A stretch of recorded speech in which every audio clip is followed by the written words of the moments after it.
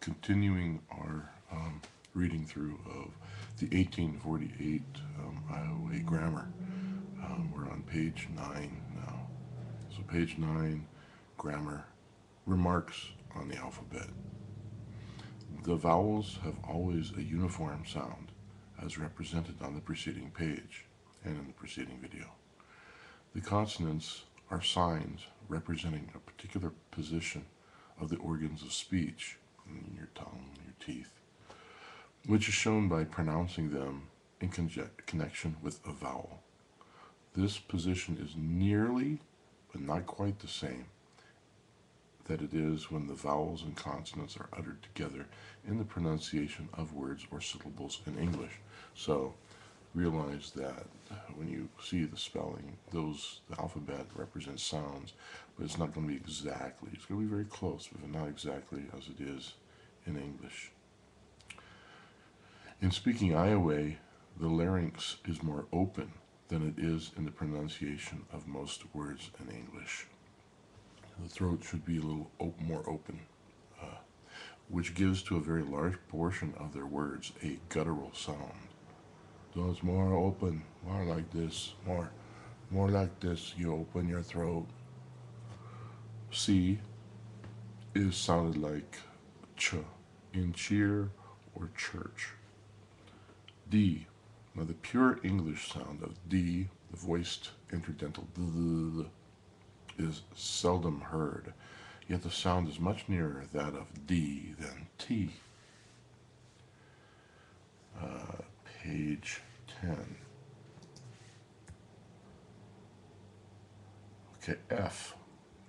Now remember, F doesn't represent the same as it does in English. This letter represents the sound produced by the combination of th, th, in the words theft, think, etc. The lips, however, are thrown more open than they are in general when we pronounce words of the same class in English. Th.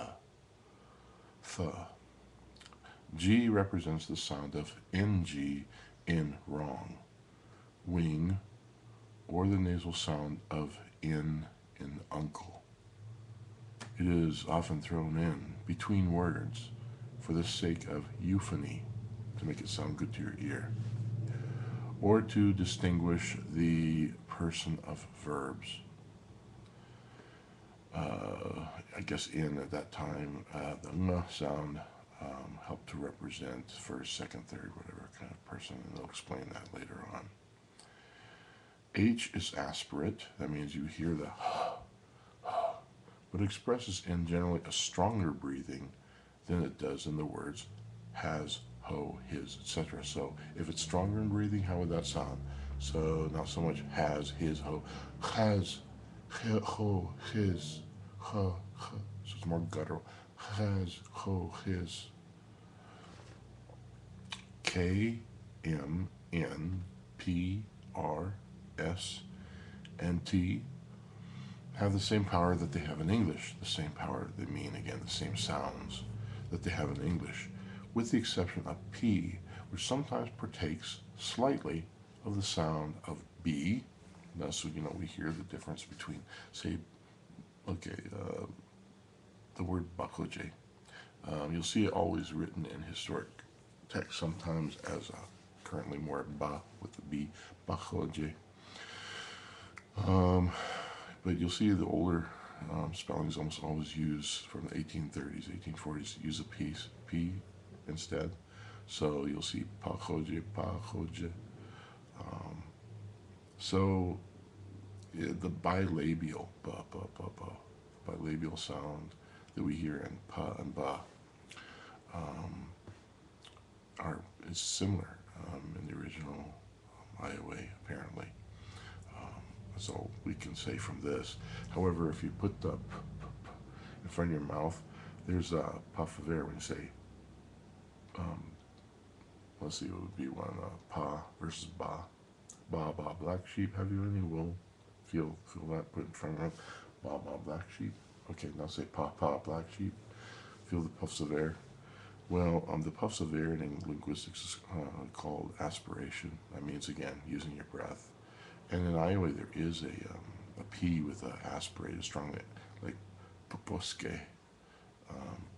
But the unaspirated P in Ioway is much more similar to B. Ba, ba. So if you want to really try to practice and try to get an approximation of how the B sound was in the 1830s, just try to say ba khoje, ba ba ba khoje. Try to say it like a P, but without the puff of air. It's kind of tough. Maybe it's something to practice. So don't say ba khoje because your voice kind of vibrates ba khoje. But also say pa khoje, pa khoje, pa khoje. Can you hear that? Pa khoje. Anyway, give it a try if you're interested in trying to approximate those sounds that they were trying to record. So the exception of P, which sometimes partakes slightly of the sound of B, and R, the sound of which in some words so nearly represents that given to D, and that's the R being a flap, more like a perro in Spanish, not perro. I'm trying to roll perro, which is dog, but perro, which is butt, B-U-T, butta. So at the beginning of words, like ranue, ranue, ranue, which means sacred pipe, it sounds like a D, apparently, although it is an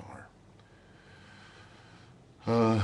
With which letter it is often interchanged, that it is difficult to determine which is intended as de to chreke or re to chreke, de to chreke or re to chreke, strawberry, de to chreke, drink of water,